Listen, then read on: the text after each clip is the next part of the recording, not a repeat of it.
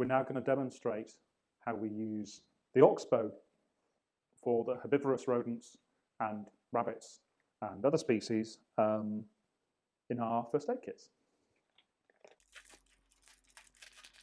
The oxbow has a higher fibre content. So this is much thicker than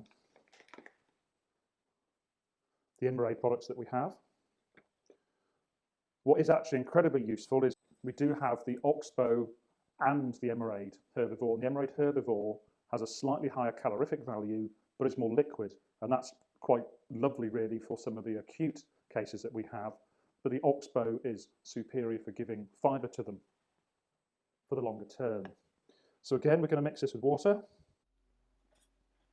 and it's going to produce a more thicker paste. And you can see the consistency is just more solid due to the fibre content.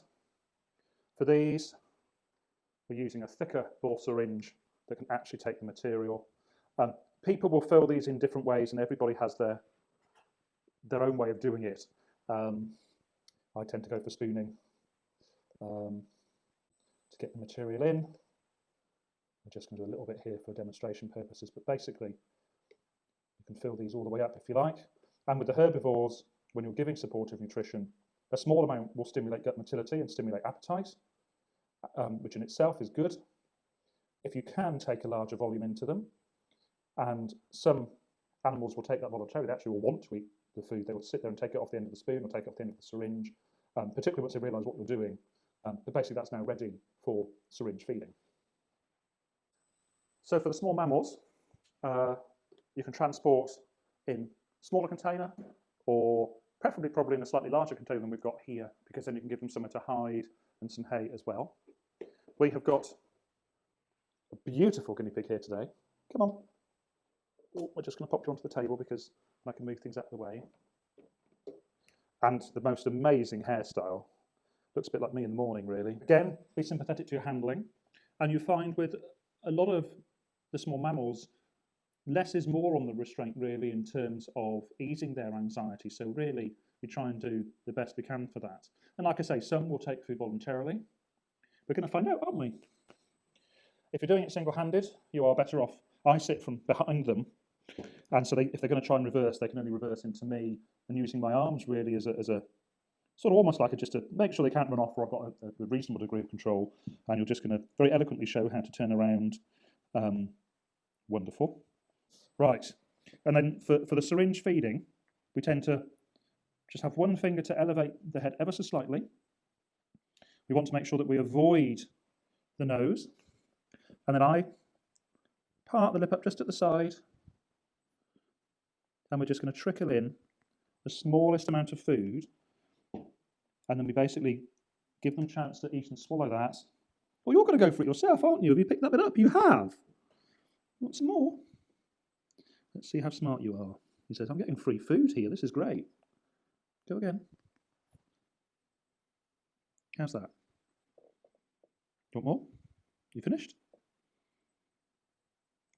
The trick is not to overload them. We do see people that will try and syringe feed, and it takes time. It takes time and effort to do these properly for intensive care of these patients. And you can spend hours with a small mammal getting them to feed in this way, and overloading them with the food, they just go into a sort of a freeze or a stress response and just sit there with it in their mouth. And that can be difficult if we have other things we need to do for them as well. So just take your time, as we are, and they do it at their own pace.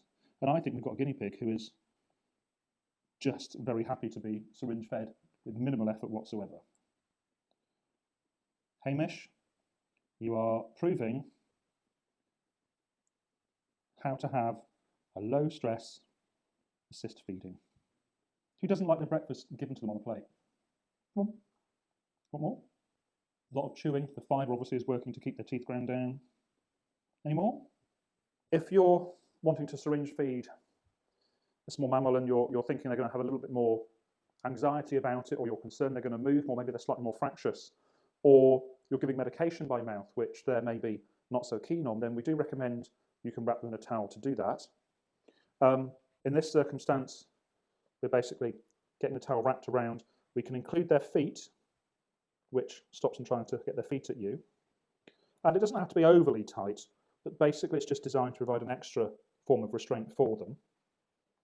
I then would have them in the same position. So but I'm going to probably try and squash them just a little bit more to stop them leaping upwards. So it's almost like I'm supporting their back to stop them trying to flip or escape. And again then, as before, we're going to raise, part the lip there, finger under the jaw, and then I'm just perhaps going to leave them like this. So they're still relatively well restrained, but I'm not holding them, if that makes sense. They've got the opportunity. You can't see out, can you? Sorry, there you go. The tail slipped forward. I'm sorry.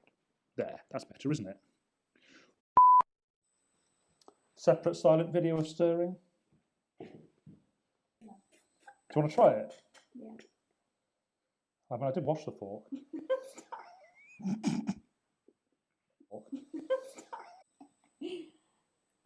That was so much.